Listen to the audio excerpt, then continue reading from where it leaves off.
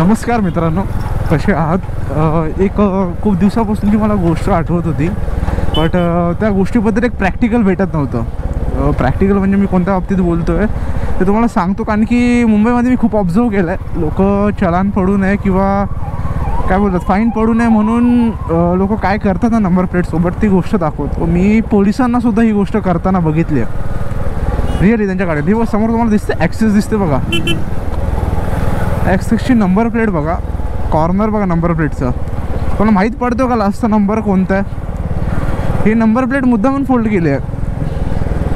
काही ॲक्सिडेंट वगैरे झाला असं काही नाही. ॲक्सिडेंट झाला तर सिम्पल गोष्ट आहे, ॲक्सिडेंट झाल्यावर आतमधल्या साईडला नाही मोडणार, फोल्ड होणार कधीही, फ्रंट साईडला म्हणजे त्या साईडला फोल्ड होईल, बरोबर ना.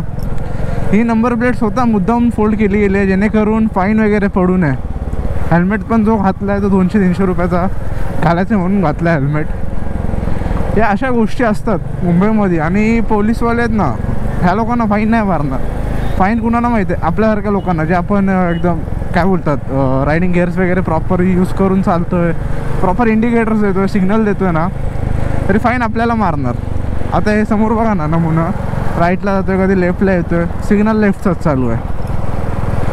ही मला लक्षात होतं, बोलू डेली ऑब्झर्वेशनच्या पार्ट्समध्ये आपल्याला हे टाकायचं नक्की की हे जे बाईकवाले असतात किंवा कोणी बाईकवाले, कारमध्ये मी अजून बघितलं नाही पण बाईकमध्ये मोस्ट ऑफ बघितलं, बाईक स्कूटीमध्ये कशी नंबर प्लेट फोल्ड करतात जेणेकरून चालान पडू नये म्हणून. म्हणजे किती लोक कसे असतात ना. ओ ताई चला तरी साईडला तरी जागा तरी द्या. आणि मी लास्ट टाईम माहीत आहे, आय थिंक मला लक्षात आलं ना आपल्या कोणत्या ब्लॉगमध्ये ती गोष्ट होती, ब्लॉग आठवत नाही मला ब्लॉगमध्ये होती की नाही. जर ते आठवलं ना तर मी काय बोलतात तुम्हाला लिंक देईल वरती लेफ्ट हँड साईडला. जर ती गोष्ट आठवली कोणत्या व्हिडिओमध्ये होता आपला किंवा फुटेज भेटली तर. तो पोलीस ऑफिसर होता, प्रॉपर बोलतात ना, एक इन्स्पेक्टर टाईप होते, कॅप वगैरे दिसत होती, इन्स्पेक्टरसारखंच होते ते. तर त्यांच्या ज्या बुलेट होती त्यांची पण, त्यांच्या बुलेटवर काय बोलतात पाटी आहे ना, पाटी आणि फ्रंट साईडला लास्टच्या डिजिटला त्यांनी नंबर प्लेटला आहे ना आपल्यामध्ये इलेक्ट्रिक टेप असते ब्लॅक किंवा कोणत्याही कलरची, जे आपण शॉर्ट सर्किट होणे म्हणून लावतो माहिती आहे, ती पूर्ण नंबर प्लेटच्या कॉर्नरला लावून ठेवलेली जेणेकरून फाईन पडू नये. पोलीस ऑफिसरने विचार करा, पोलीस ऑफिसरकडनाच अशा गोष्टी होत असतील तर आपण न्याय आणि याची काय अपेक्षा ठेवू शकतो, बरोबर ना. तसं पण आपल्या इंडियन ज्युडिशियल कस्टडी, आपला काय बोलतात कस्टडीसाठी काय माहिती आहे तुम्हाला काय आहे ते, कोणता इमोजी आहे ते. सो आपण तरी काय करू शकतो? वा अरे भाई काय करतोय, काय करतोय, मध्येच लेफ्टचा देतोय, मध्येच राईटला जातोय. सो आपल्या इंडियन सिस्टममध्ये तर त्या गोष्टी तर काहीच नाहीत आणि रूल तर काय डेली तोडले जातात. एक बनवायचे म्हणून बनवून ठेवलेले रूल आहेत, बट ते पालन तर कोणी नाही करत. आणि आपण बोलतो आपल्याला फॉरेनच्या देशासारखे, म्हणजे जसं की अमेरिका, चायना, ह्या लोकांसारखे आपल्याला गोष्टी करायच्या, सोयीसुविधा करायच्या. अरे पहिला माणसाने बदलला पाहिजे हो. गव्हर्नमेंटला सांगून काय अर्थ होणार आहे? जर आपल्यातच गोष्टी चेंज नसतील तर काय फरक पडणारच नाही आहे. सिंपल गोष्ट आहे.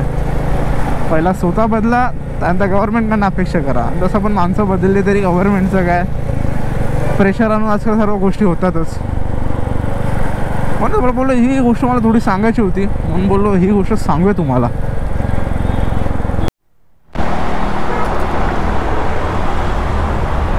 सो मित्रांनो, आता जस्ट PUC करायला थांबलेलो गाडीची. काय बोलताय? 98.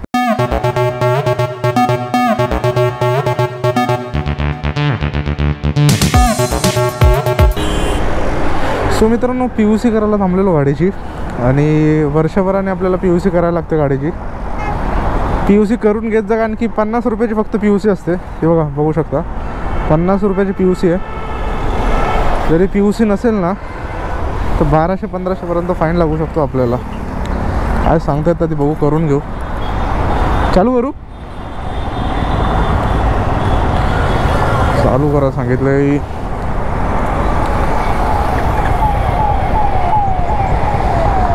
आणि पॉल्युशन सर्टिफिकेट नसेल आपल्याकडे जर 50 रुपयाचा तर 1200 रुपयापर्यंत फाईन लागते.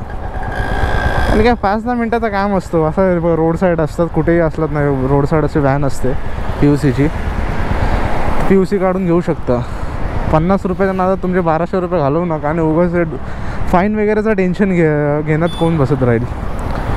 त्यापेक्षा PUC काढून घ्या टाईम टू टाईम, ते बरं पडेल. म्हणून बोललो एक रील बनवली पाहिजे यासाठी. ते काहीतरी टाकलं आय थिंक, चेक करतं वाटतं मला असं वाटतं हे टाकून. आणि आता काही मला आय थिंक 13 ऑगस्टला माझी PUC संपणार होती.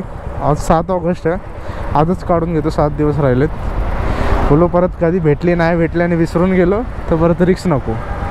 सो काढून घेतली. जर तुम्ही पण काढून नसेल घेतली PUC तर काढून घ्या, विसरू नका. फाईन पडण्यापेक्षा हे बरं पडेल. आणि ते लोक एक प्रिंट देतात आपल्याला, ती प्रिंट आपण ऑनलाईन डिजिलॉकरवर पण सेव्ह करू शकतो.